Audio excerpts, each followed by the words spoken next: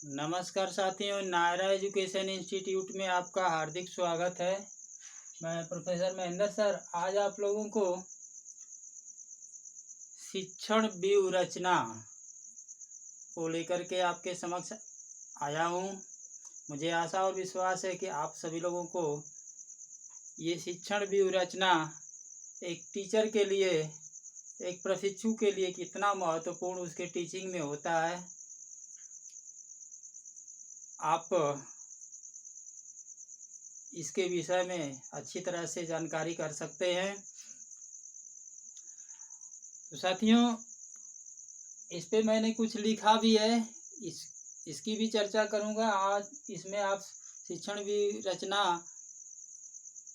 का अर्थ क्या होता है, किस शब्द से बना हुआ है, इसकी परिभाषा और ये कितने प्रकार का होता है, सब पे मैं चर्चा करूंगा।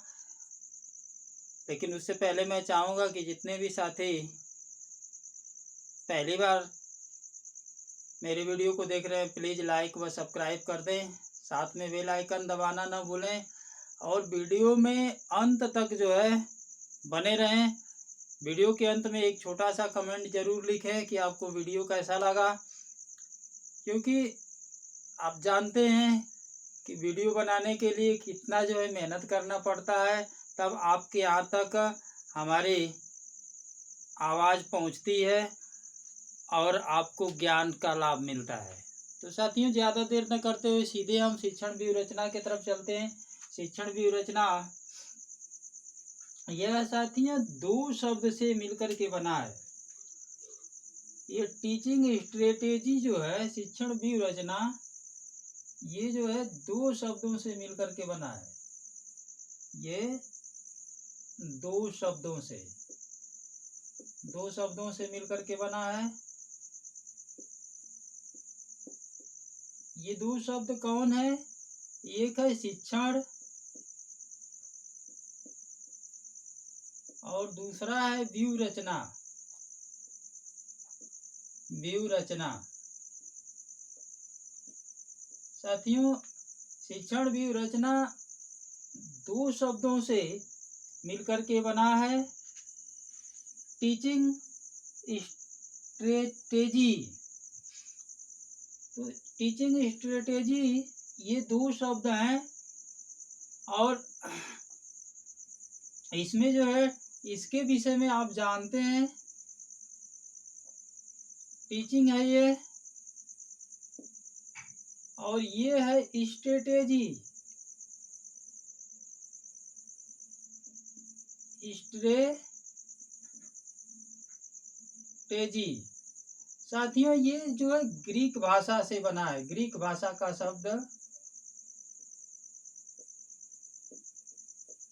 ये ग्रीक भाषा के शब्द जो है स्ट्रेटेजिया,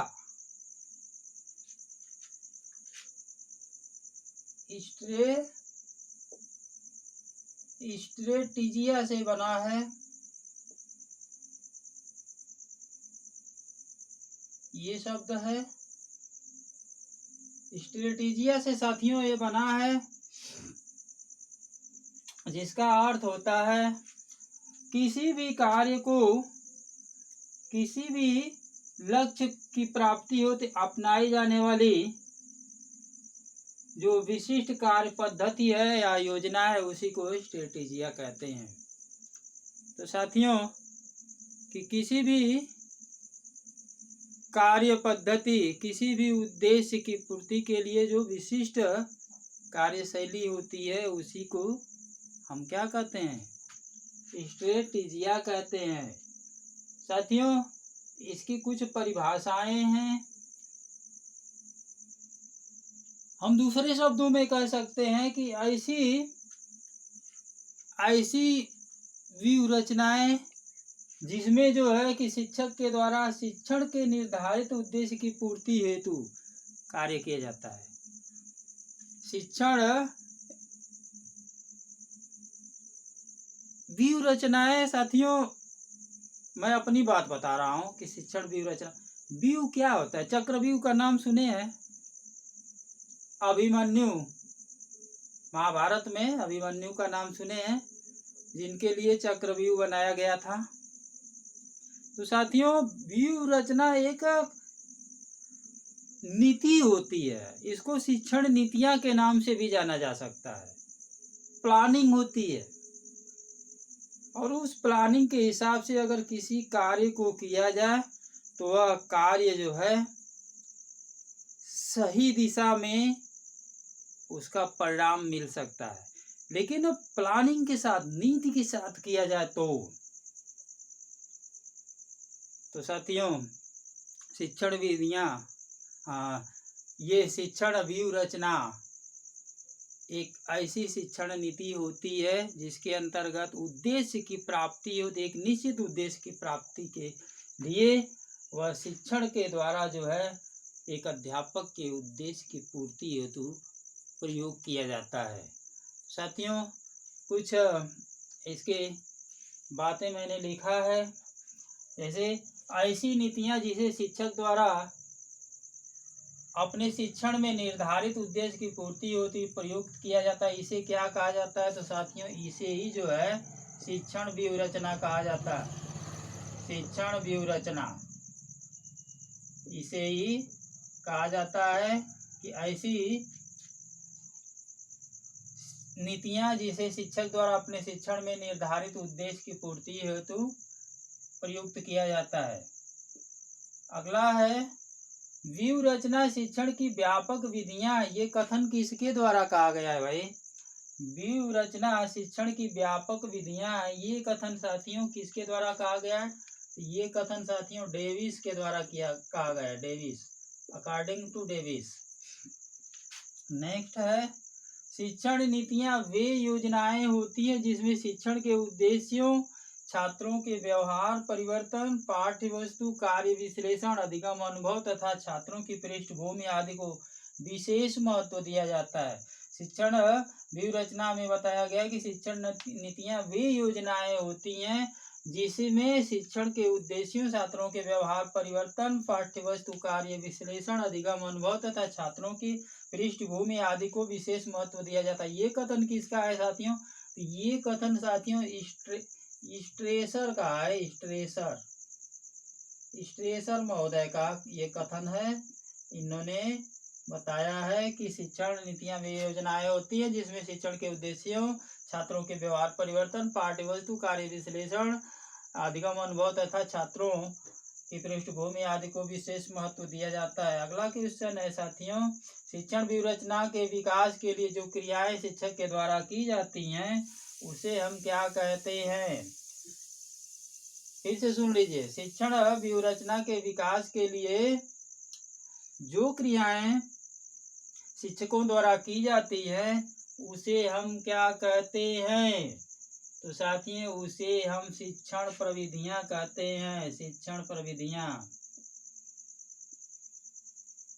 उसको हम शिक्षण प्रविधियां के नाम से जानते हैं। प्रविधियां,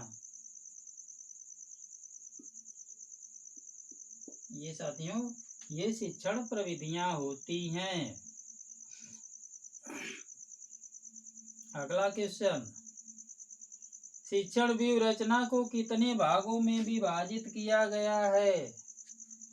शिक्षण व्यूह रचना को कितने भागों में विभाजित किया गया है? तो साथियों, इसे 2 भागों में विभाजित किया गया। 2 भागों में शिक्षण व्यूह रचना को 2 भागों में विभाजित किया गया। ये 2 भाग कौन कौन से हैं? अब इसको जो है हम ऊपर लिख देते हैं सीधे सीधे, तब आप लोग को समझ में आएगा। इसको जो है हम ऊपर लिख देते हैं, तब आपको समझ में आएगा। शिक्षण व्यूह रचना 2 प्रकार के बताए गए हैं और दोनों की चर्चा जो है हम बारी बारी से बतला के कुछ आप लोगों को समझा देते हैं कि शिक्षण व्यूह रचना के जो 2 प्रकार हैं ये कौन कौन से हैं। तो इसको जान लीजिए साथियों, शिक्षण व्यूह रचना के 2 प्रकार, इसके जो है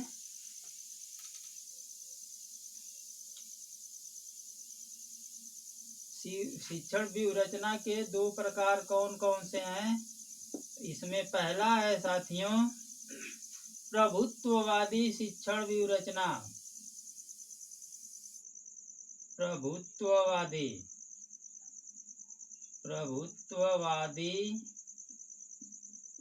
शिक्षण व्यूहरचना।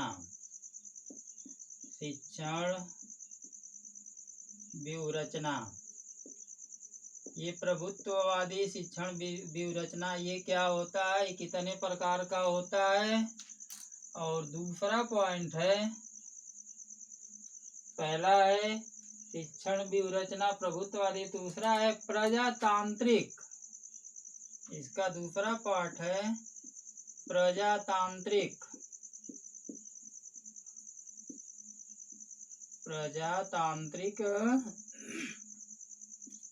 शिक्षण व्यूहरचना।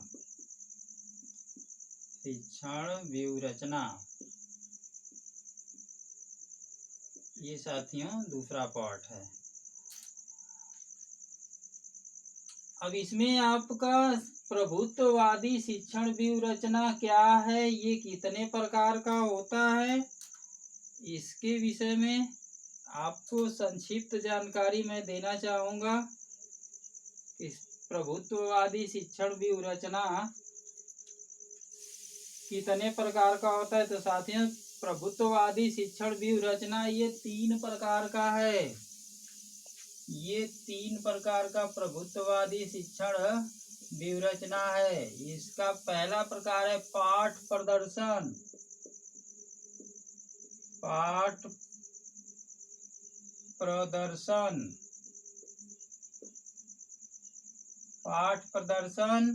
व्यूहरचना, ये पहला पार्ट है इसका। दूसरा पार्ट है अनुवर्ग शिक्षण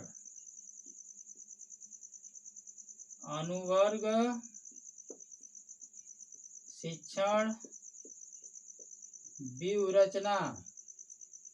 और तीसरा है साथियों अभिक्रमित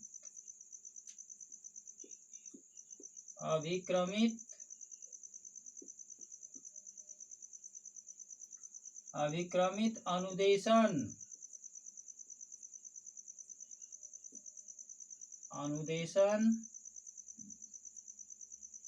व्यूहरचना।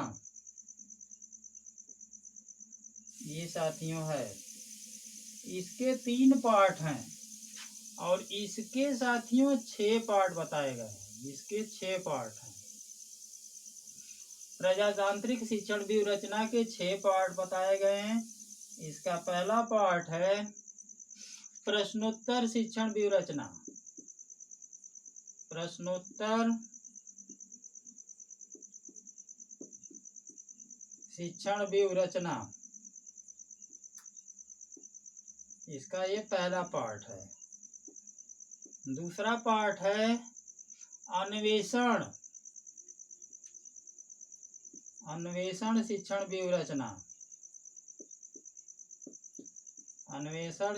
व्यूहरचना। तीसरा पार्ट है दत्त कार्य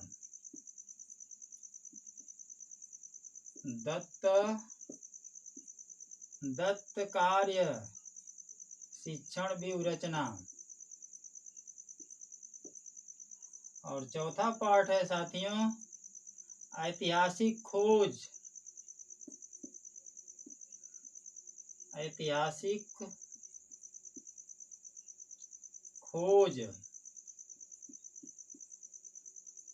व्यूहरचना। पांचवा पार्ट है मस्तिष्क विप्लव। ये जो है मस्तिष्क विप्लव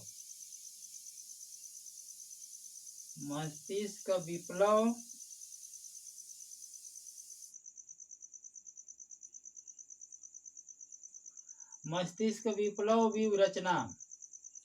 और ये लास्ट है, छठा है भूमिका निर्वाह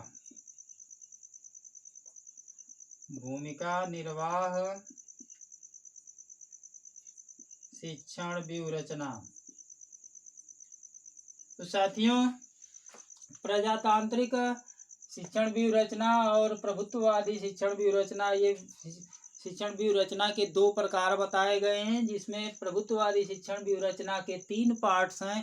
3 भाग में इसको विभाजित किया गया है। प्रदर्शन व्यूहरचना, अनुवर्ग शिक्षण व्यूहरचना, अभिक्रमित अनुदेशन व्यूहरचना। और प्रजातांत्रिक शिक्षण व्यूहरचना को जो है कि 6 पार्ट में विभाजित किया गया है। प्रश्नोत्तर शिक्षण व्यूहरचना, अन्वेषण शिक्षण व्यूहरचना, दत्तकार शिक्षण व्यूहरचना, ऐतिहासिक खोज शिक्षण व्यूहरचना और मस्तिष्क विप्लव व्यूहरचना और भूमिका निर्वाह शिक्षण व्यूहरचना। तो साथियों, आज के वीडियो में इतना। अगले वीडियो में इन सब के जो पार्ट हैं इसके संबंध में आप लोग को विस्तृत चर्चा लेकर के मैं जल्द ही प्रस्तुत होऊंगा। तब तक के लिए साथियों नमस्कार, जय हिंद।